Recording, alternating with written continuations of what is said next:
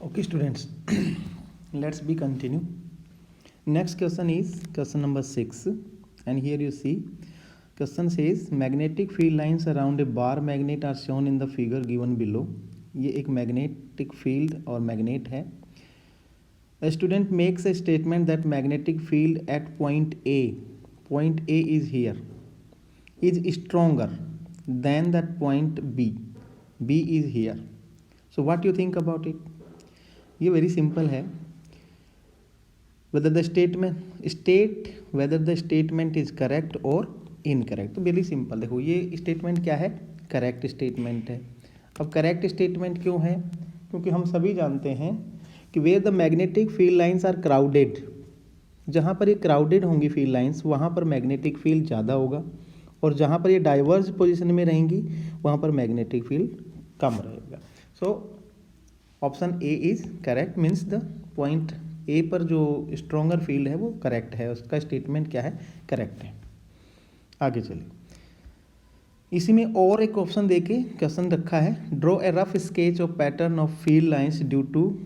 अच्छा, हमें स्केच करना है किसका sketch, current flowing through a circular loop. Okay, circular loop से करंट कैसे फ्लो हो रहा है ये हमें स्केच बनाना है इसका. तो इसके लिए क्या करेंगे, हम लूप बनाएंगे और लूप को एक कार्डबोर्ड में से पास करवाएंगे, ठीक है ना. सो लूप बना देते हैं हम यहाँ पर. जैसे ये दो वायर के उसके एंड हो गए, इनको वायर को ऐड कर दिया हमने बैटरी के साथ में, ठीक है. ओके, ये बैटरी से अटैच किया. अब बना दिया हमने यहाँ पे एक लूप, और लूप बनाने के बाद यहाँ पर हम बनाते हैं एक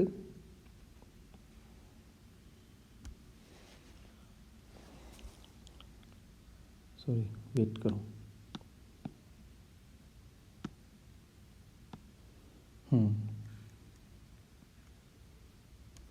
इस तरह से, ठीक है. अब यहाँ जो सर्कुलर लूप बनेगा, अब यहाँ पे करंट फ्लो होगा इधर से इधर, पॉजिटिव टू नेगेटिव, इस तरह से इधर.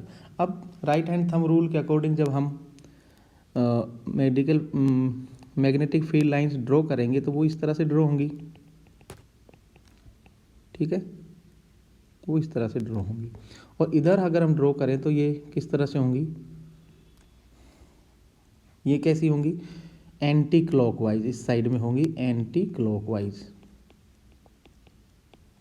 और यहाँ पर होंगी क्लॉकवाइज, ठीक है, इस तरह से. तो current flowing through a circular loop, तो इसमें इस तरह से हम इसको शो कर सकते हैं. करंट आपका इस तरह से फ्लो हो रहा है, पॉजिटिव नेगेटिव चार्ज हम यहाँ पे दिखा देंगे, और यहाँ पे मैग्नेटिक फील्ड लाइन हम ड्रॉ करके दिखाएंगे. क्लियर. यहाँ पे अगर पूछ लेता कि लॉ कौन सा फॉलो कर रहे हैं हम, तो हम कहते हैं राइट हैंड थंब लॉ के अकॉर्डिंग करंट फ्लो करते हैं, ठीक है. तो ये है सर्कुलर लूप का ड्राइंग. इसके बाद है सोलेनॉइड कैरिंग करंट. जब सोलेनॉइड बनाना है तो सोलेनॉइड बनाने के लिए क्या करना है हमें, बहुत ही सिंपल, वही इस तरह से एक कोइल बनाएंगे हम, इसके दोनों एंड को एक बैटरी से ऐड कर देंगे, ठीक है. यहाँ पे मैं 3 सेल नहीं दिखा रहा, केवल एक सेल से ही दिखा देता. यहाँ पे एक की दिखा देंगे हम, पॉजिटिव से नेगेटिव की तरफ करंट फ्लो होगा, और जैसे करंट फ्लो होना है तो क्या होगा कि मैग्नेटिक फील्ड लाइनें इस तरह से मूव करेंगी, और इस तरह से मूव करेंगी तो वो इससे, ये जो पॉइंट होगा हमारा राइट एंड में, ये होगा नॉर्थ पॉइंट और ये होगा साउथ साइड में, ठीक है ना. तो ये साउथ पोल ये रहेगा नॉर्थ पोल की तरह बिहेव करेगा, क्योंकि ये एक बार मैग्नेट की तरह बिहेव करती है. तो यहाँ से जो निकलेंगे फील्ड लाइनें वो इस तरह से मर्ज होकर यहाँ पे एंड हो जाती हैं. नीचे की तरफ से हम इसको इस तरह से ड्रॉ कर सकते हैं. ध्यान ये रखना है लाइनें आपस में क्रॉस नहीं करती, ठीक है ना, बस इतना ही ध्यान रखना है. ये इस तरह से जाएंगी और ये इस तरह से मूव करेंगी, ठीक है. ये आप शो कर सकते हैं, और ये जो लाइनें जा रही हैं वो इधर से और सामने की तरफ पास हो रही. तो ये इजी सा क्वेश्चन था, पर इसमें ड्राइंग दी है इसलिए ये ज़्यादा इम्पोर्टेंट हो जाता है। आप ध्यान रखें और ड्राइंग की प्रैक्टिस करते रहें, ठीक है। अच्छा, इसको मिटा देते हैं, अगला क्वेश्चन देखते हैं। क्वेश्चन नंबर 7 देखिए। Question number 7 says a geographical area contains organism like snake, grasshopper, peacock, grass and frog. तो ये कुछ यहाँ पे ऑर्गेनिजम्स के नाम दिए हैं। देखो, सबसे जो बेसिक लेवल होगा वो क्या होगा, ग्रास पे आएगा। ग्रास को कहाँ लेकर जाएंगे, ग्रास होपर, उसके बाद फ्रॉग, फ्रॉग को स्नेक, और स्नेक को peacock as a food use करेंगे, ठीक है। तो जब इस तरह से यूज करते हैं तो होगा क्या, कंसंट्रेशन जो है बढ़ती चली जाएगी। किसकी, पेस्टिसाइड की जो कंसंट्रेशन यहाँ पे पेस्टिसाइड यूज हुआ, इसमें और ज़्यादा उसका मैग्नीफिकेशन बढ़ जाएगा, और ज़्यादा बढ़ जाएगा, और ज़्यादा बढ़ जाएगा, और सबसे ज़्यादा जो मैग्नीफिकेशन होगा वो कहाँ होगा, पिकॉक पे होगा। इसको बोलते हैं, ये जो फिनोमिना है। अच्छा, आज क्वेश्चन है, if pesticides were used in this area to kill insects which among the organisms will have maximum amount of pesticide. Simple है कि मैक्सिमम अमाउंट ऑफ पेस्टिसाइड कहाँ होंगी, वो होंगी, एक मिनट प्लीज, पिकॉक के पास, ठीक है। सो मैक्सिमम अमाउंट होंगे पिकॉक के पास। सेकंड क्या पूछ रहे हैं, name and define the phenomena that is involve in this process. तो इस फिनोमिना का जो नाम है, अगर हम नाम की बात करें तो इस फिनोमिना का नाम होता है बायोमैग्निफिकेशन। बायोमैग्निफिकेशन, ठीक है। देखो बच्चों, ये जो एक क्वेश्चन पेपर है, ये एक वीडियो में हम कवर नहीं कर सकते, इसके बार बार पार्ट्स बनेंगे वीडियो के। तो 2 पार्ट हमने अपलोड कर दिए हैं इसके, ये तीसरा पार्ट अभी चल रहा है, और इसके बाद भी कुछ और पार्ट्स आएंगे। मेरी आप सभी से ये रिक्वेस्ट है कि आप पूरे वीडियो को देखें, जितने भी वीडियो बनाए जा रहे हैं, तो इससे आपको एग्ज़ाम के लिए एक ओवरऑल कॉन्फिडेंस कवर होगा, और चीज़ों को किस तरह से लिखना है, किस तरह से समझना है, वो एक आइडिया आपके दिमाग में डेवलप हो जाएगा, ठीक है। अच्छा, ये है बायो, जो प्रोसेस है, जो फिनोमिना है, उसका नाम है बायोमैग्निफिकेशन। और होगा क्या, इंक्रीज, इसकी अगर डेफिनेशन लिखें तो वो होगा increase in the concentration of pollutant or the pesticides at higher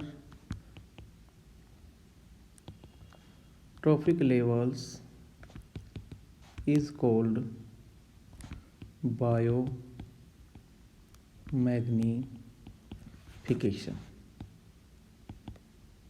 ठीक है। ये बायोमैग्निफिकेशन मीन्स जो कोई भी पॉल्यूटेंट है उसकी कंसंट्रेशन का किसी एक लेवल पर बढ़ जाना, वही क्या है, बायोमैग्निफिकेशन कहलाता है।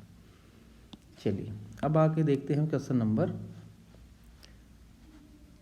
इसी का क्वेश्चन नंबर 7 का और पार्ट जो है उसको भी देखते हैं, बहुत इंपॉर्टेंट, अच्छा है क्वेश्चन ये। तो ये क्वेश्चन में देखिए, give reasons to justify the following. First question is the existence of decomposer is essential in the biosphere. देखो बहुत इंपॉर्टेंट है। तो देखो, डिकम्पोजर्स को हम क्या कहते हैं, इनको हम क्या बोलते हैं, क्लीनिंग वर्कर, सफाई कर्मचारी भी बोलते हैं हम इनको, है ना, cleaning staff of the nature के क्लीनिंग स्टाफ यही हैं। अब ये क्यों ज़रूरी है, इनकी एग्जिस्टेंस क्यों ज़रूरी है, ये आपको वैसे समझ में आ रहा होगा। ये किस तरह से बिहेव करते हैं, ये सेप्रोट्रॉप्स के रूप में, सेप्रोफाइट्स के रूप में ये रहते हैं, और अर्थ को जो dead and decaying dead and decaying organisms कह सकते हैं, या और जो मैटर है उसको नष्ट करने का काम, उसको क्लीन करने का काम यही करते हैं, डिकम्पोजर्स करते हैं। इसलिए इनकी जो इम्पोर्टेंस है बहुत ज़्यादा है अर्थ पर सर्वाइव के लिए। सेकंड क्वेश्चन है, flow of energy in A food chain is unidirectional. Yes correct. देखो सन से हमें एनर्जी मिली कितना परसेंट, 1%। ये प्लांट्स ने इसको क्या किया, यूटिलाइज किया, और इसका 10% नेक्स्ट ट्रॉफिक लेवल पे जा रहा है प्राइमरी कंज्यूमर्स के पास, वो उसके बाद 10% जाता है सेकेंडरी कंज्यूमर्स के पास। तो ये जो लेवल, एक लेवल से दूसरे लेवल पर एनर्जी ट्रांसफ़र हो गया, ये वापस नहीं हो सकता, it can not be reverse. ठीक है, that is why it is called unidirectional. Mean uni means single direction, यानी जो एनर्जी का फ्लो है वो वन डायरेक्शन में ही होगा, बोथ डायरेक्शन में नहीं हो सकता कि एनर्जी को वापस भी लिया जा सके। नहीं, एनर्जी जो एक लेवल से दूसरे लेवल में कन्वर्ट हो गई है, पास हो गई है, वो वापस नहीं आ सकती। Is that clear? चलिए अब है क्वेश्चन नंबर 8 को देखो ध्यान से। 2 एलिमेंट्स एम, बहुत अच्छा क्वेश्चन है। देखिए 2 elements M and N belongs to group 1 and 2। तो ग्रुप 1 और 2 से जब बिलोंग कर रहे हैं तो ये हमारी जैसे पीरियोडिक टेबल अगर हम बात करें इस तरह से, तो ग्रुप 1 ये और ग्रुप 2 ये हो गया। फर्स्ट शुरुआत में ही हम अगर इनको उठा लें तो इनको यहाँ से मैं कम कर देता हूँ। ओके, फिर ये पीरियड 1 हो गया, ये तो है ग्रुप 1 2, और फिर पीरियड 1 2 3 इस तरह से हम ले सकते हैं। चलिए देखिए, तो ये 1 और 2 जो हैं एम, यहाँ पे एम लिख देते हैं, ये एन है, M N in the same period या सेम पीरियड में है।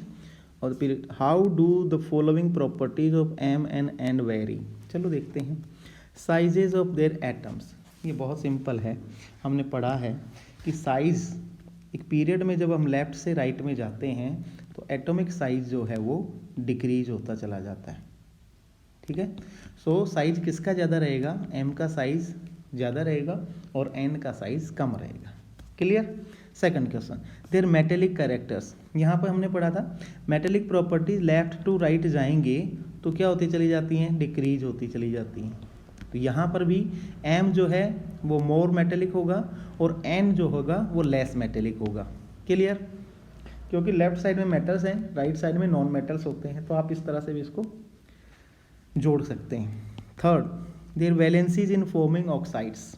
अब इनकी वैलेंसी की बात करें तो वैलेंसी जो है लेफ्ट टू राइट जाएंगे तो वैलेंसी पहले बढ़ती है, पता है ना, 1 2 3 4, फिर 3 2 1 0। तो इस सीक्वेंस में ही वैलेंसी जो है वेरी करती है। इट मीन्स व्हाट, कि एम की वैलेंसी होगी +1 और एन की वैलेंसी होगी +2। ठीक है, तो इस तरह से हम यहाँ तक पहुँचते हैं। एक आगे देखते हैं, एक क्वेश्चन और करेंगे, 10 तक अगर हम कोशिश कर लें तो आई थिंक बेटर होगा। क्वेश्चन नंबर 9 को देखिए। The table given below shows some information about 4 organic compounds PQ and RS। ये देखो ये कंपाउंड्स हैं PQ R और S हैं। अब क्वेश्चन क्या दिया है यहाँ पे देखिए, YPQRS क्लासिफाइड एज हाइड्रोकार्बन। चलिए इनकी मोलिकुलर फॉर्मूला देखो, C3H8 C4H10 C5H12 C6H12। तो कौन से 2 एलिमेंट्स हैं यहाँ पर, एक हाइड्रोजन है और एक कार्बन, केवल 2 ही एलिमेंट यहाँ पे मिलकर जो कंपाउंड फॉर्मेशन कर रहे हैं। तो इसी कंपाउंड का नाम हो रहा है हमारा हाइड्रोकार्बन। हाइड्रो मीन्स हाइड्रोजन से, और कार्बन, कार्बन से मिलकर बने जो कंपाउंड्स हैं उनको बोलते हैं हम हाइड्रोजन, हाइड्रोकार्बन्स। क्लियर? तो फर्स्ट इज क्लियर। सेकंड देखिए, which of these organic compounds belong to alkane series. तो एल्केन सीरीज का फॉर्मूला होगा हमारा CnH2n+2।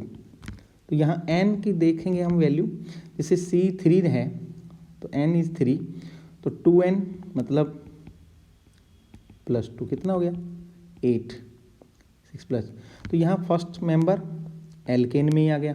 सेकेंड मेंबर को देखें 4 इंटू 2 प्लस 2, तो 8 प्लस 2 10 हो गए, तो ये भी एल्केन सीरीज का ही आ गया। थर्ड मेंबर को देखो 5 इंटू 2 प्लस 2 12 हो गया, ये भी आ गया एल्केन सीरीज में। और यहाँ देखिए 6 जो है C6, तो 6 इंटू 2 प्लस 2 ये हो रहा है कैसा 12 प्लस 2, नो यहाँ पे नहीं, ये हमारा एल्केन सीरीज में काउंट नहीं होगा। ठीक है, अगला क्वेश्चन है